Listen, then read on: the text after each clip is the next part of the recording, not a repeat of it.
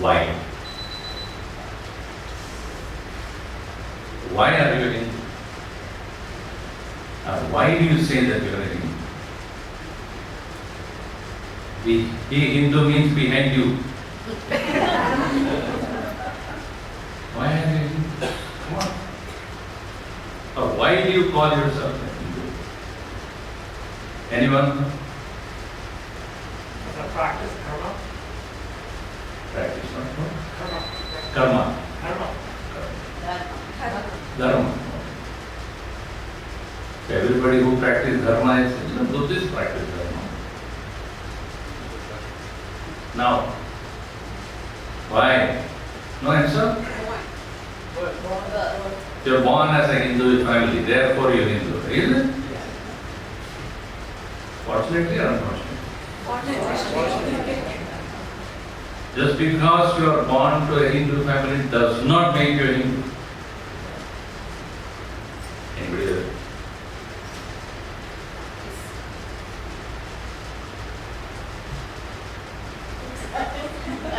Nobody's answering. Practice What do you practice? what we were taught. What were you taught? To be a Hindu. To be a good What are you practicing? All the traditions. Tell me. From a journey. Well, we believe in the scriptures, the Vedas, Believe in scriptures. have faith in the scriptures, Have faith in scriptures. and believe that there is one God with many names and forms. One God in many names and forms. Okay? Any other? Come on. Yes? I believe that God is in me and within me and within everyone else. Do you think other religions do not believe in what you say? Yes?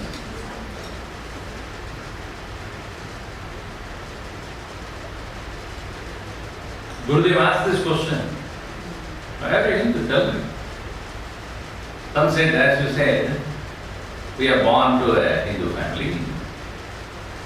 Some would say we are celebrating all Hindu festivals. I had one person coming to me recently, and he said, Swamiji, my daughter has become more Hindu than she was in Balvihar when she had gone to the university.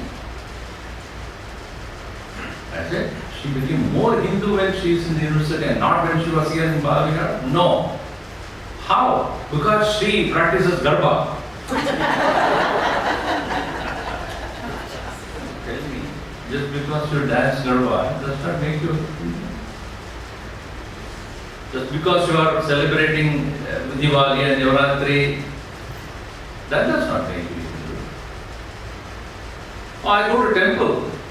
So many people go to temple. A Christian is not because he goes every Sunday to church. Is it? Anybody can go.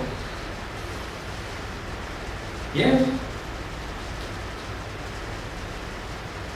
We have forgotten why we are Hindus, or why and how. How am I Hindu? To what reason I can give, claim myself as Hindu? I belong to Hindu land. So many people are living in the land of Hindu. So that is the reason why Gurudev said you should know your roots. I see a beautiful tree outside, flowering, a lot of leaves, especially this time of the year in Canada. And I know that the beautiful tree there with a lot of leaves and flowers and flourishing beautifully because there is a root there below, which I don't see.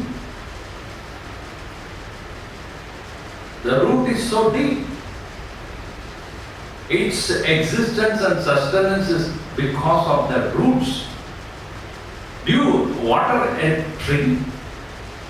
If it is a small plant you do, once it has become a big tree, a 20 feet high tree, you don't water it anymore. It sustains itself. Why?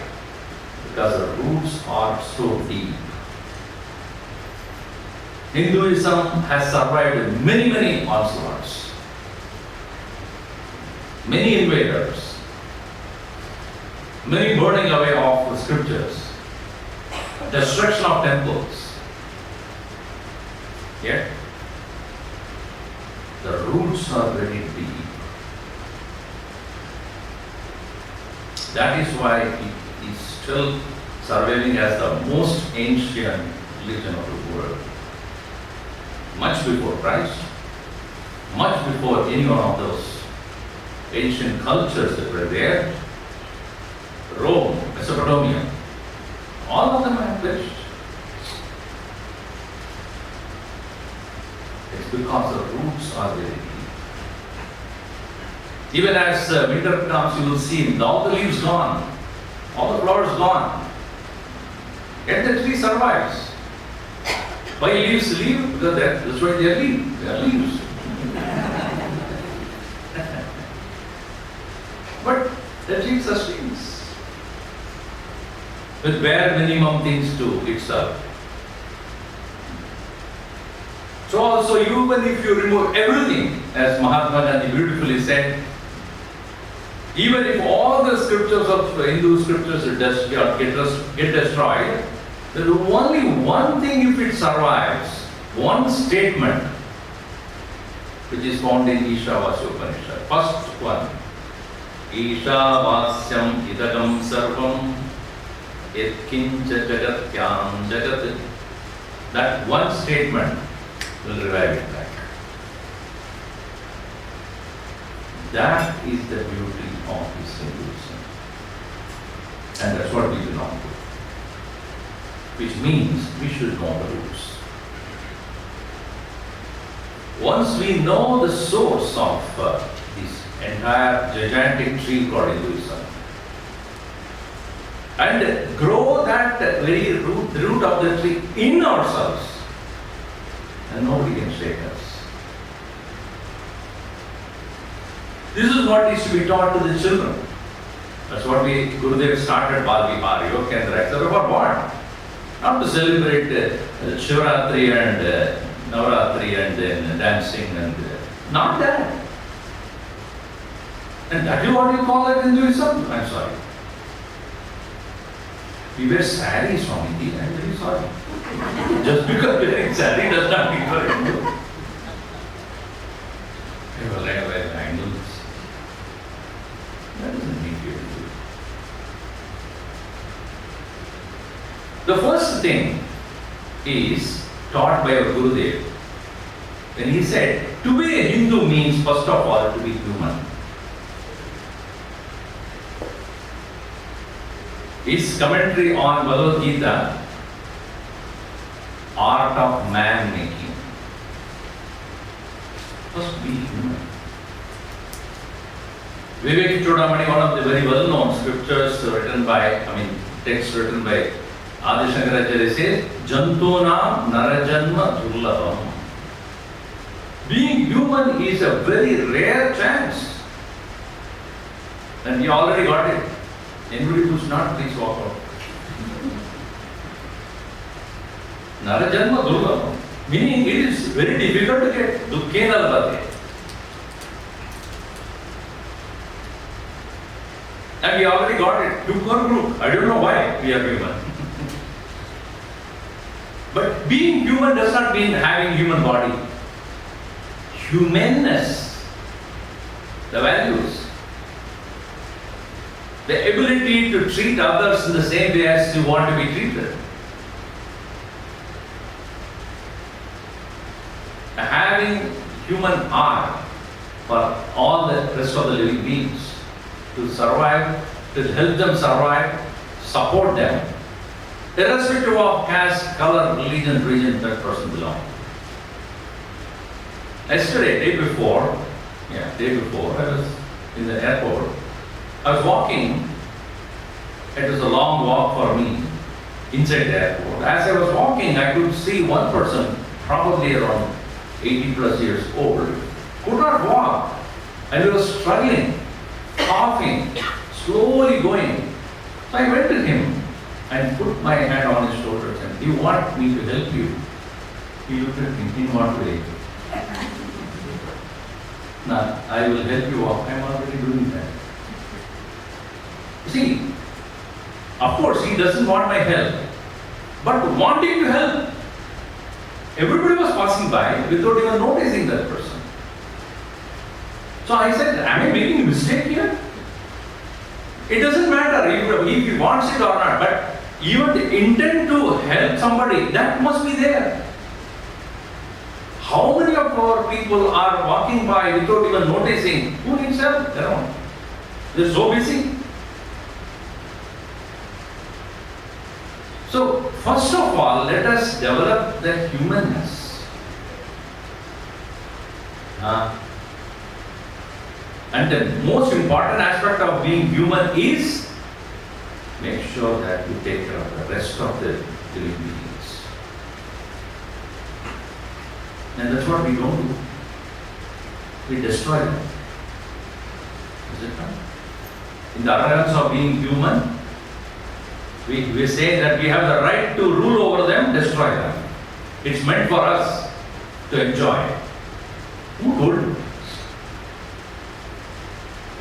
When somebody says that we are all descendants of monkeys, Guru writes in his commentary in Vivekadamani, when we say we are descendant of monkeys, monkeys are ashamed.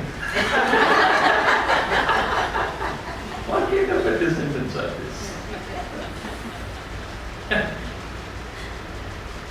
They are better than us. So, first and foremost, quality of a Hindu is being human.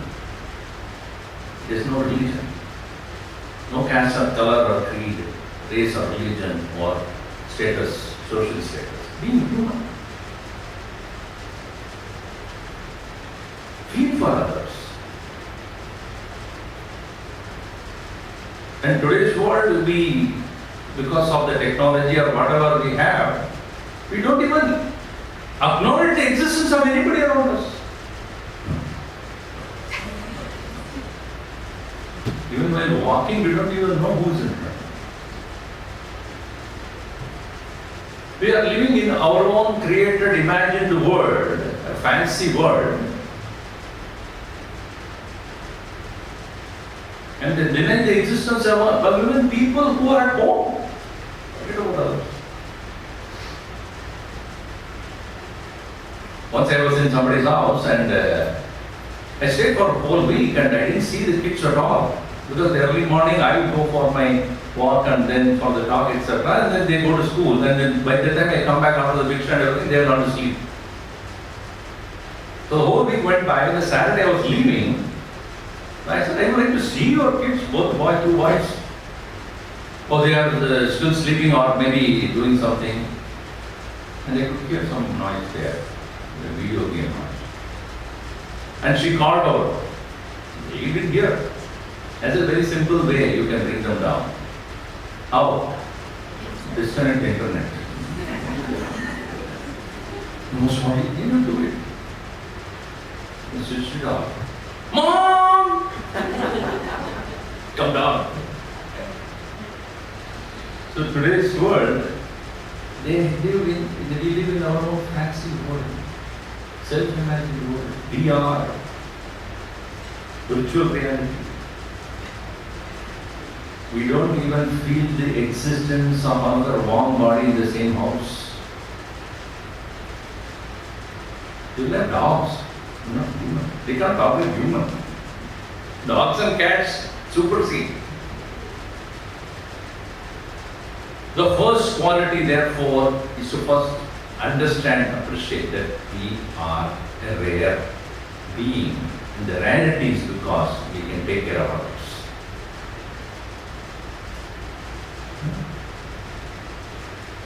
We take care of other species, including plants. Instead of destroying them and depleting the resources, and the next generation will have nothing to eat. We must become aware and sensitive that what we are enjoying, the next generation should have also. We should not deplete the resources, deplete the natural surroundings and then natural growth around us. in the name of building so many convenient buildings and other things which will not sustain the next generation. Buildings cannot give fruits or shade or even oxygen. Do they?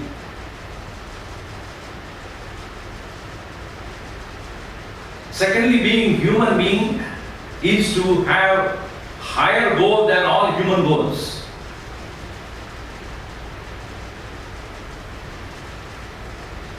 Only as human we can surpass our limitations of mind and intellect and go beyond that and reach a state of godhood.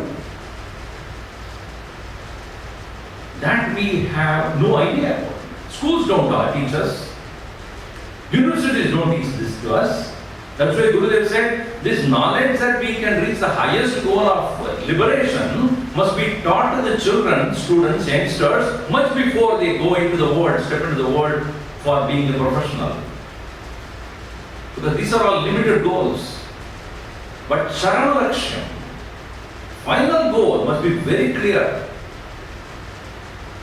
And that only human can reach. Moksha.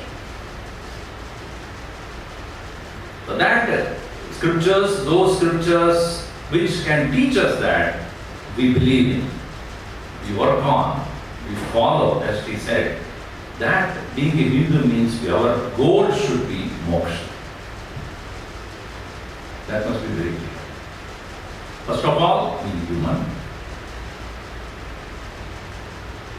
And second is to keep our goal as final liberation.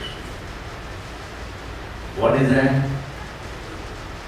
Finding the ultimate happiness, not conditioned and decided by anything of the world, any situation, any being, any object of the world.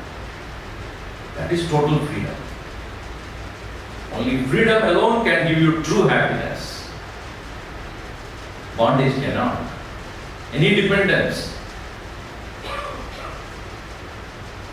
any kind of subservient attitude, any slavery is misery.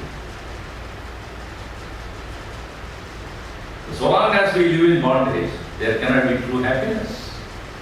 This understanding that comes from our scriptures, taught correctly by the right source, from the right source, knowing it very well in our own mind, following it in our daily life, keeping that as a goal and proceeding towards that, that makes you Hindu. Do not say that I go to temple, I believe in Rama, I believe in Krishna, I will. These are all necessary. But if you have the goal clearly, then you know the relevance of all this. When I was growing up, I asked my father and mother, what are we worshipping? Why is that the puja is necessary, etc.? They couldn't answer much because we have been doing as a tradition, you also sit and do it. I said, no, I won't. I need answers. I want to know, what are you chanting? Until I met Gurudev. Then with the association with Gurudev and also the studying books like Self-Unfoldment and many other books, I come to know that, oh, this is what it means. Years later, when I went back home to be with my parents, one day I was sitting there, my father started to puja, I went and sat next to him. You don't know what to do? I said, this is the work very important for me now. Because he never believed that this fellow who never believed in anything would come and sit next to me in puja. I started chanting along with him. Then I told him, now I understood what you're doing. Once you understand unambiguously, there is no question of not practicing it. If you know, if you are practicing yoga, for example, if you know how it helps you in keeping your body healthy, nobody needs to tell you. You know it. That knowing comes from the right source, correct knowledge. So So the moksha, the liberation, is not just a goal which somebody told me so. No, you realize that that is what I want to be.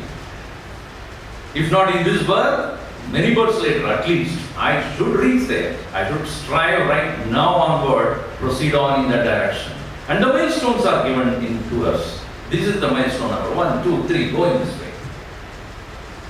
When that path is clear, you have no hesitation to not follow. No hesitation, no question, no doubt about following.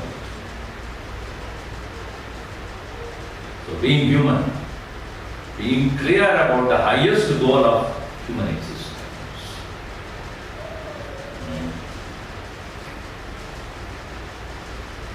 Second, why am I Hindu? Because Hinduism is all inclusive.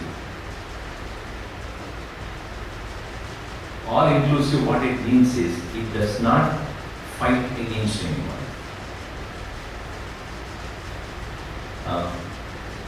I was there in my ashram, and near the entrance I have a beautiful Krishna, huge statue. Somebody knocked at my door. It's a glass door. Somebody knocked. I opened. Oh, what is this place? I said, Hindu temple. Oh, do you believe? In what God do you believe? So, oh, who is that? Krishna. Oh, okay. Do you believe in Christ also? Yes. Oh, also? Yes. What do you want to be also? We have many. One more is okay. We have 33,000 for your information. So, all inclusive. We don't fight. We don't say we are exclusive. No, inclusive. In Bharat, land of Bharat, there are so many religions flourished. You never fight with anybody. Everybody has a place. Everybody has the freedom and right to practice what they believe in. That's what we believe in. The oldest Jewish temple is in Kerala. The only biggest Baha'i temple is in India, Delhi. Buddhism was there. Buddhism grew there. Buddhism was born there. Jainism was born there. We have Parsis, maximum number of Parsis from the world in India. Islam is there, Christianity is there. In the past we had Sankyans, who are like today's scientists. Sankyans were there. We have in the Hinduism, it's a Vishishtadvaita is there, Advaita is there, Dvaita is there, Vaishnava, Shaiva, Shanta, Ganapatya, Saurya, name it. Thousands of them, different kinds of beliefs. Fine. We may have difference of opinion, no doubt about that. That's what makes it, the path, philosophy different from another. Doesn't matter. But we don't kill for that. We tolerate. So Hinduism includes all different belief systems because they believe that any path that you take, any faith that you take, that reality is one. Whatever name you give. Ekam Sat Vipraha Bhutha Vadanti. This is the Upanishad statement. One is the truth. Men of knowledge call it differently. Look at it differently. Allowed. If I were to take a picture, if I take a camera in my hand and take a picture from here, and another picture from that side, another one from there, another from the top, they may look differently from the behind. They may look different, but is it not always the same? Like your youngsters. I'm walking. I'm eating. Same person only. How many other times you take the same person only? In the same way, truth The reality is only one. And that reality includes everything. Is it not true, Bhagavan Krishna, when he showed himself as Vishwarupa, he showed all the things included in him, both good and bad, right and wrong, Rakshasas and Devatas, birth and death, destruction, construction, everything is included in me. He himself has said, I am death. And that's a token, exclusively that is taken by Oppenheimer, and they said, see, Krishna says he is a death. They don't take out of context.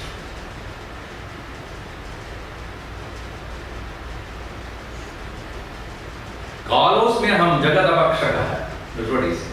I am the one time which devolves everything. I am death also, and the birth also. Pitahamasya jagatah mata data pidamah vedyam pavitram onkara samanjari. I am the father, I am the mother, oh, I am the grandfather also. Includes all. This is the hallmark of Hinduism. Inclusiveness. What it means? Yes, there is difference. The way you look at it is not the way I look at it. But that doesn't mean the truth will be polluted by yours or my opinion. And the truth be ever polluted by your opinion or my opinion. What it is, what it is. So long as my way of looking at it or my perception of it makes me progress towards that, and if your opinion, your perception makes you progress towards that, well and good, let us go. Why fight? I may go in a car, you may come walking, but the destination is the same. This inclusiveness. Therefore, we tolerate, we accept, we don't ignore, we don't deny, we don't fight, we don't disregard, we don't insult. That makes us compassionate, non-violent. You understand that? This non-violence is not carrying a weapon and not killing. Not that. In our mind there is no enmity towards anyone based upon his or her belief.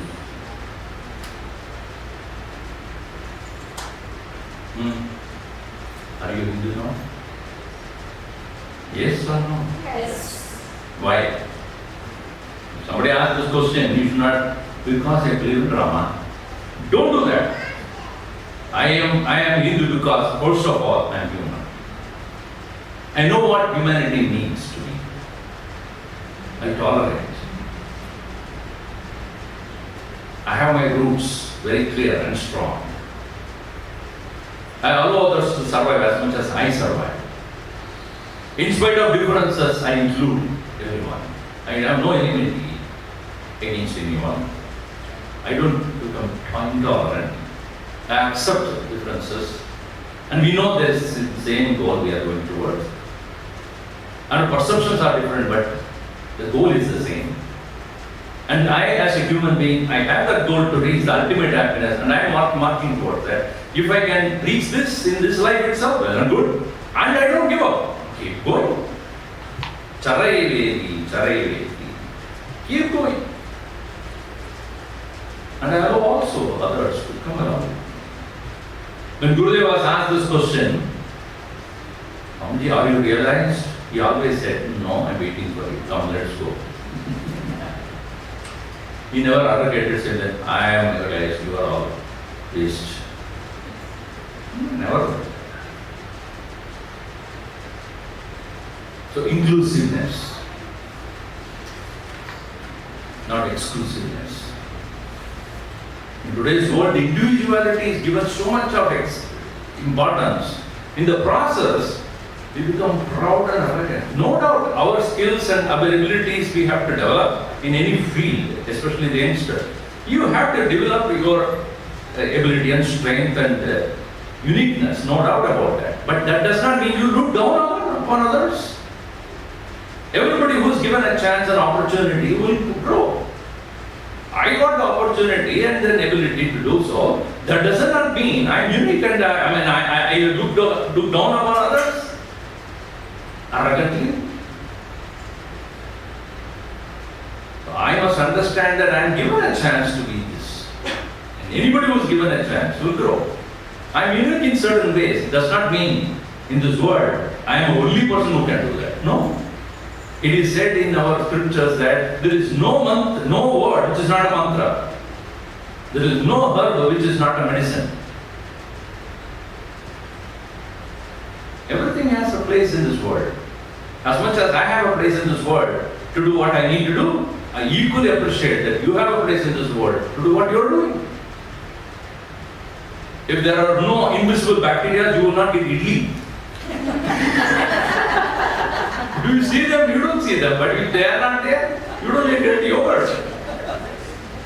Don't you see that they have a place in my life? Huh? Everything has a place. Everything in its place is beauty. So as much as I am important in a way in this world, you are also in your own way. I don't deny that. Which part of your body is unimportant? Tell me. Then cut it off. I never seen my lungs. I don't think I need it.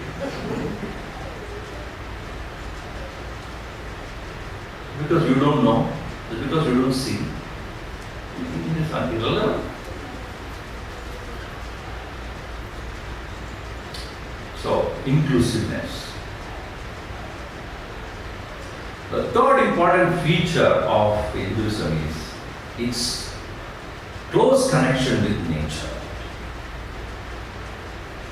Now you might have realized why I am going in that order, correct? No. It's close association with nature because nature reflects God. Gurudev has made it very clear. Nature is selfless. Is it not true? Which tree demands your attention? Any fruit in the tree says, I am exclusive because of this person who gave me water and not that person who did not. Nature is for everyone and nature is selfless.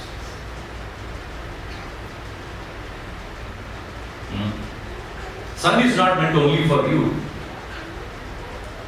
None of the natural things that are there created by the Lord is exclusive for only certain people.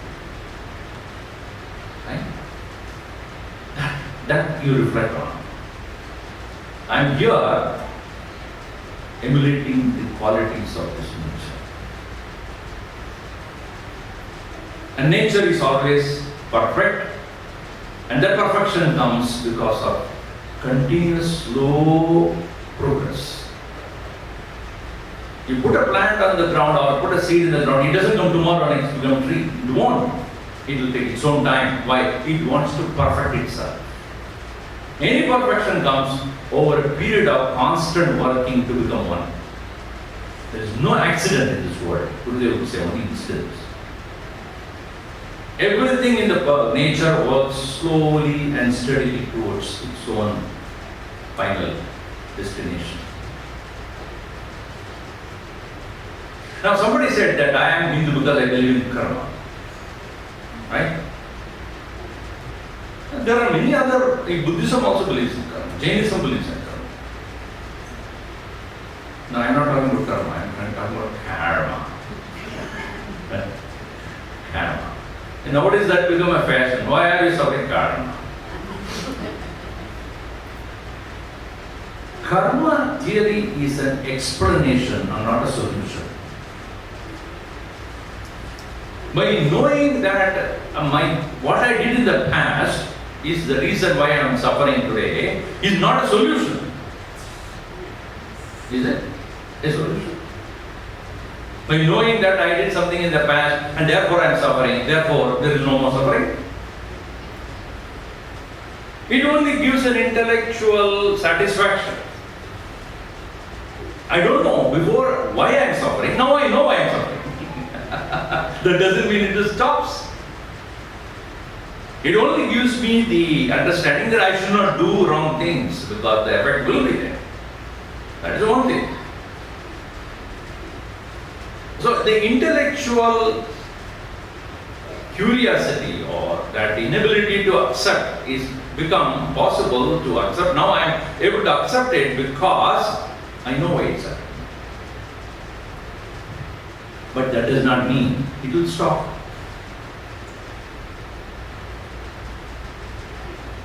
I know why it is raining. Does it stop?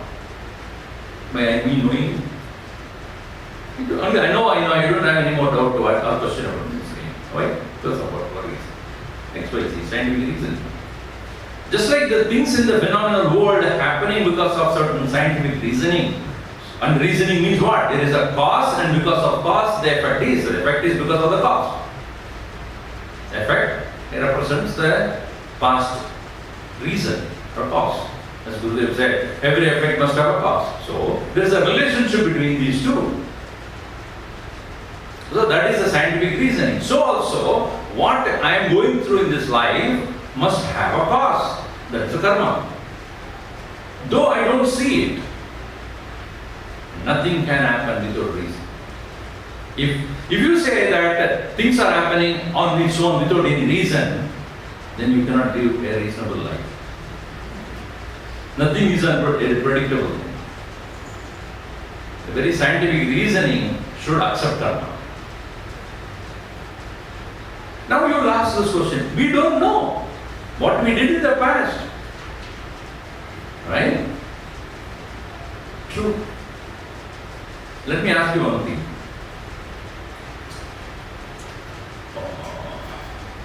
August 19, 2015, what breakfast you had?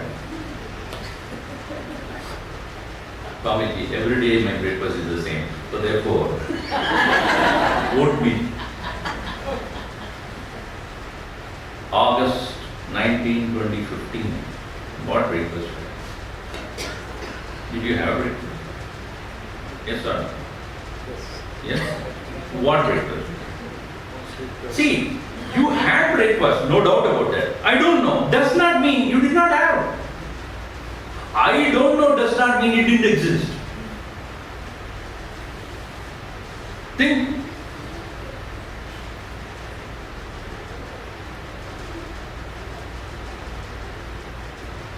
Your wife will know.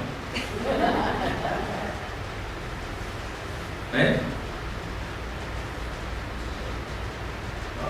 Just because I do not know does not mean that was not there.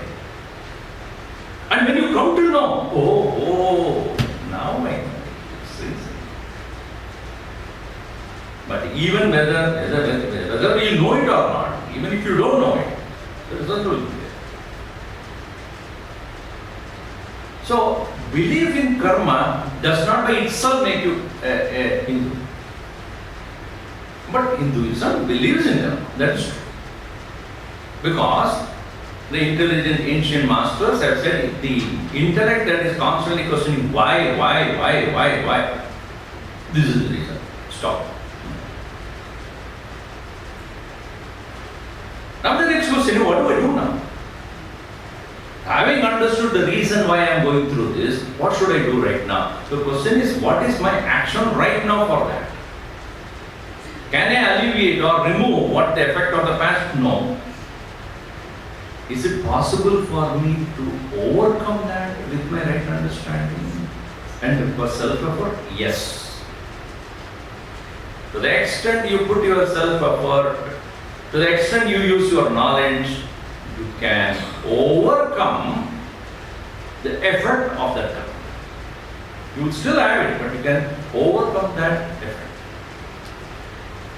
And there are many different ways of doing that. The karma, the scriptures on karma, rituals, will tell you do this particular ritual, we will overcome that. Each path has got different ways of overcoming. The ritual part will tell you to do certain rituals. The path of devotion will tell, believe in, pray to God and you will overcome that. And the path of knowledge will tell you, deny the reality of it.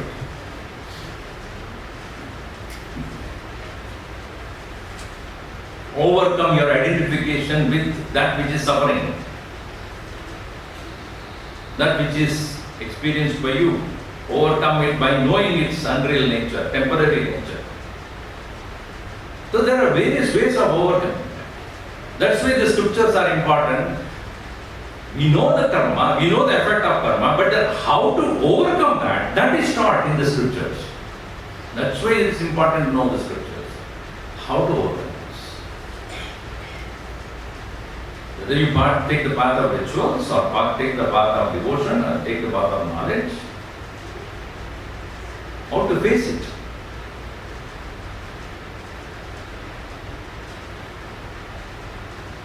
So nature is selfish. And the more we go closer to the nature, we come to realize that that very nature which is selfish is our own nature also. As we emulate the nature, we become more and more selfless. The whole Karma Yoga theory is that how to become selfless, how to become non-attached. The tree does not deny, as I said. The tree, when you take the fruits, does it become angry? Is it not the fruit always belong to somebody else, not itself? By giving, it does not become less. So also, as we do in our pledge, giving more than what we take, producing more than what we consume. What is that? It's exactly what reflects the nature. Giving more than what it takes and producing more than what it consumes. And this nature of selflessness will come only when we feel that we belong to a larger community. I was reflecting upon this today morning. What makes an individual love another individual? I was thinking about it. The reason why a person able to love another person is that state of being wanted, being important in somebody's life, belonging. Is it not true? I'm talking about, let us take a case of a mother and a child, a young mother and a child. So the young mother feels wanted by the child. Think about it. The child needs to be taken care. The child needs my attention. The child needs me to feed, to keep it safe, to take care of its needs. In the same way, when a person feels somebody needs me, somebody needs to be taken care, somebody needs my presence, somebody to whom I am important, I am needed. That makes you feel part of that person's life. You know? The mother, after the child is grown, suddenly finds the child's interest is different. He goes to university and then being friend, and the mother, did you eat? And she is concerned. And until the boy or the girl wanted that particular kind of care from the mother, she or he, that child also feels the importance of that child. The mother. Then when it becomes independent, going away to the university, something I can take care of. Then he gets angry when mother, did you eat? I ate. What do you mean? I'm hungry, I will eat. Why are you asking me? Now this child, when it is small, that we don't deny the presence of the mother asking that question. In fact, it will be unhappy if that question was not raised. Mom, you are not even asking for tonight. But grown up, why are you asking this question? I ate. Right? So, when mutually two individuals feels that both are required in their life to take care, to find the individual's needs, to meet the needs of each other, only you will find that bond develops. Yeah. Now, the same kind of bond when we start developing towards God, that's when the true connection with God starts. He belongs to me, I belong to him. Immortal, totally the form of God. I belong to God. Think. When I belong to someone, when I think that person needs me or that person's presence is important to me, I want this reciprocating feeling. If I am important to you, you also should feel the same way. As much as I feel you are important in my life, you should also feel I am important in your life. If that is not there, then you feel very unhappy in the human relationship. In the same way with God, when you say, He is important to me, I belong to Him, do I do anything that He dislikes? If you are in love with someone, would you do anything which that person doesn't like? Would you say something which he doesn't like? Would you act or engage in anything which that person doesn't like? You think about it, right? Before you doing that. What would he think if I do this? What will he think if I do behave like this? What will he think if I say certain things? In the same way, when you develop the same attitude towards God, keeping that presence in your mind, you step into the next important, fourth important aspect of Hinduism, unity, which is based upon, fifth one, which is based upon the fourth important aspect of divinity. Divinity and unity. Because the divinity, according to Hinduism, is there in everyone. The presence of God, whom you belong, is in everyone. First of all, discover it in you. Then you will eventually discover it in everyone. Yomam pashyati sarvatra, Bhagavan Krishna says, Sarvam cha mayi pashyati, tasyaham na pranashyami, satame na pranashyami. He who sees me in everyone, he who sees everything in me, to him I don't disappear. He doesn't disappear from me. What does it mean? That innate divinity that we call as God is not absent in anyone. He is equally present even in those people who deny His presence. So start feeling I belong to God. And so I can't say a word which will make Him unhappy. That feeling, Adveshta Sarva Bhutana, Bhagavan says, the first quality of my devotee is what? He would not hate anyone because I don't like. So I am if I being in everyone, if he hates someone, he hates me. Think. If I am in everyone, if I hate this person, then I am hating God. Because He is in here also. In everyone. So how will I make Him unhappy? By hating Him. None I can hate. That divinity is present. Gurudev said, the sanctum of the Lord, when you have found in your heart, your spirituality begins on that day. The sanctum of the Lord is present in your heart. When you realize that day your spiritual journey begins. No doubt when we go to a temple we see Ram or Krishna or Shiva or Hanuman. No, there you worship. Many people come and worship and do puja and whatnot. But then if you have not discovered His presence in your heart, you keep Him outside. Bhagavan says, there will come a time when you will find me in your heart. Then you don't need a temple. You carry the temple with you. Not that you don't go to the temple, but you will discover that presence is already there in my heart. Then which God you worship doesn't matter.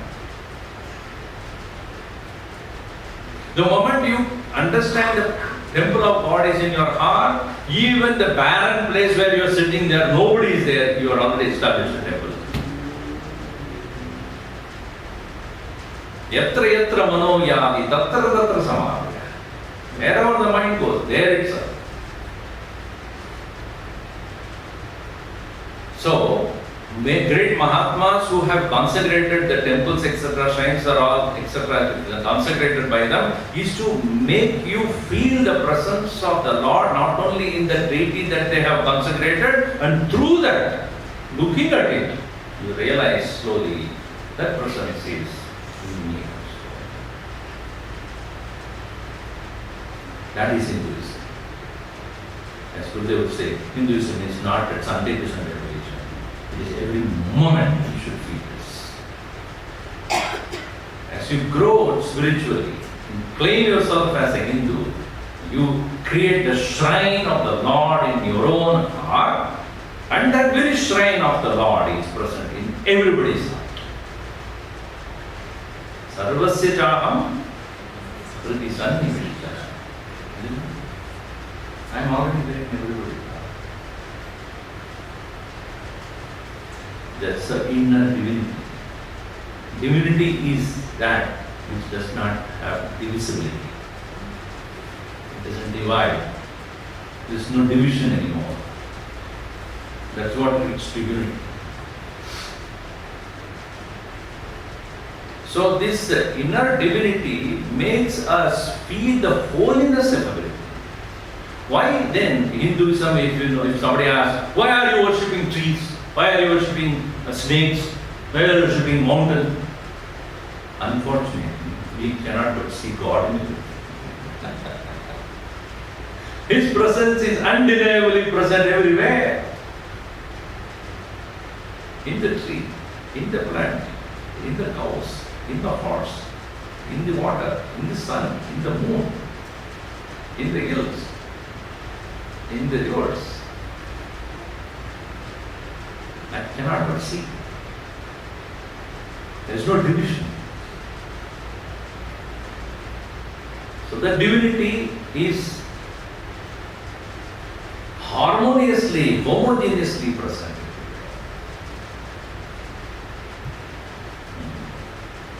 That makes me Hindu. To see that one single presence. And because of which the last part comes, unity. Vasudha eva kutumbakam. The whole world is one single family. Why do we chant that we stand as one family bound to each other with our respect? Are we physically bound? Love and respect. Right?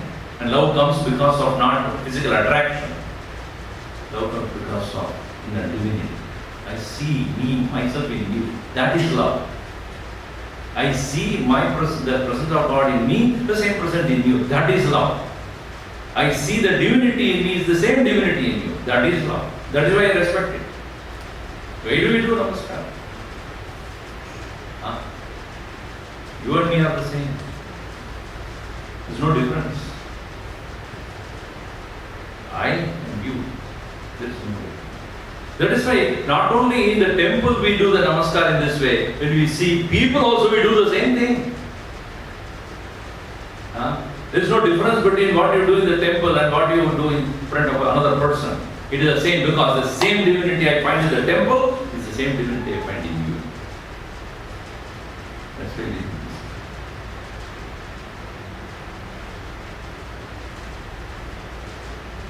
So now tell me how you can do. Let us be Hindus. What does it mean? Not because I celebrate all the festivals, vrata and feasting and fasting, dancing for Garba, shave my head when I go to Tirupati. These are all expressions of love for God. Yes, you dance for God. You celebrate God's presence on a particular day, Shivratri, Bhagavan Shiva's presence, and Janmashtami, because Bhagavan Krishna's birth, whatever. But then you must be very clear that just because Janmashtami I celebrate doesn't make by itself make me Hindu. But because I Hindu, I appreciate the presence and the avatar of the Lord Vishnu that took place as Krishna, and I remember that presence, how he changed the whole humanity at that time. When he came, he descended to prove the presence of divinity in everyone. How it changed. That greatness I remember. that this phenomenal work that he did through giving his eternal message as Gita, I remember. Now we eat butter and go. Right? So when we know the roots, we enjoy their growth. Understand how beauty is this, how great is this, how great is this understanding. And when we have no enmity, when we don't ignore others' point of view, when we become inclusive, when we recognize others have their own ways of looking at it, after all, the truth being one, and ultimately, sometime, everybody will realize that point. When we know that, we tolerate. We don't become violent. We don't war with others. We don't destroy others. We don't destroy temples and churches. They are all holy. Any place of worship, whoever, in whatever way they are doing, it is holy. And everybody has a right to do that. In their own way. So who am I to say you are right and I am wrong, or I am right and you are wrong? And all of them are going in that direction, slowly and steadily. Some are slow, some are faster, some are direct, some are indirect. So when the rain falls in the hills, when it starts to come down as many streams, some of them will directly go to become river and directly reach the ocean. Some of them will take another route and somewhere else, and finally you will reach there. Source is one, a destination is one. Source is the rain and destination is the ocean, right? Some of them may go directly, some of them will take their own time. Akasha padidam dvayam yada gacchati saram. Sarvadeva namaskaraha keshavam prati gacchati. Whatever water that falls from the sky, finally it has to reach the ocean. In the same way, whatever be the celebrations that is given, finally it reaches the same Lord. Yo yo yam yam tanum bhaktaha satyayam achyadam icchati tasya achalam shabdam tameva vidadamyam. Bhagavan Krishna says, whichever be the God you worship, I will create more and more strong faith to that God. That is my promise to you. He didn't say only worship me, others will perish.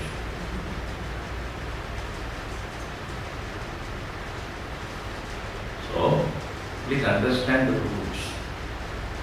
Appreciate that presence.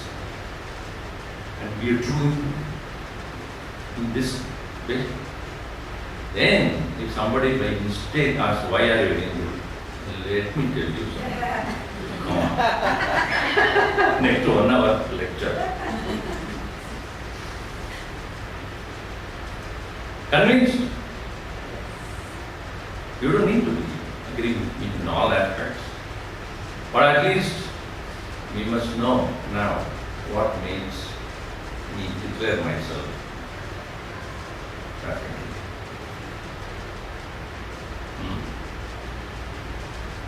In fact, I was there in Mahasamadhi camp and I was telling the people there, you call yourself Hindu, tell me, what is that you are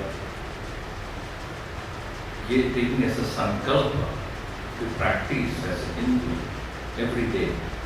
I always ask this question, okay, are you Hindu? Yes. What are you doing every day to make yourself established in that understanding? What do you do? What do you do?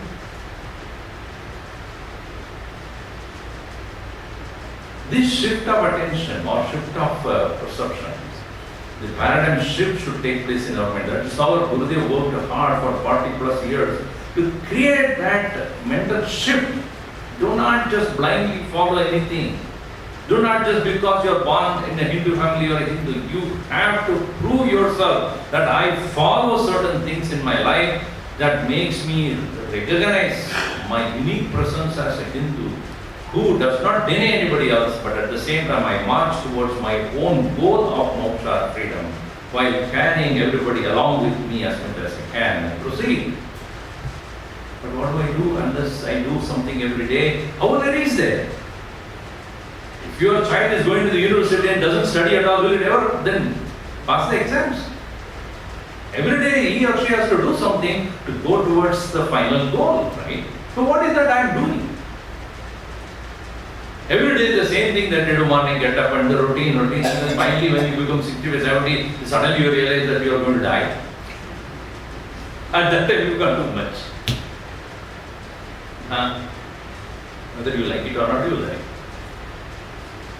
But when we are born to die, we are born to live. That's why with this art of man making, he always said Gita is for the living, not for the dead. Very many places we see when people are, somebody is dead, let us give Gita for that person. Are wo chala gaya? Why are you chanting for him? Chanting for yourself. Understand for yourself. I always give this joke. Somebody said, Swamiji, I was told that Mahabharata should not be kept at home. Why? Because then the cousins will start fighting. And there is a story about cousins fighting with each other. Then I said, you should not keep Ramayana also at home. Why? Your wife will be kidnapped. And people said, is it?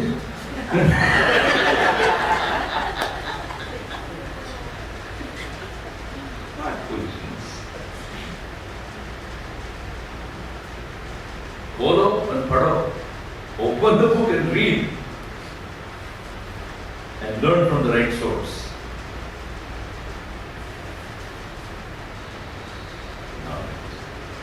Thank you. Any questions?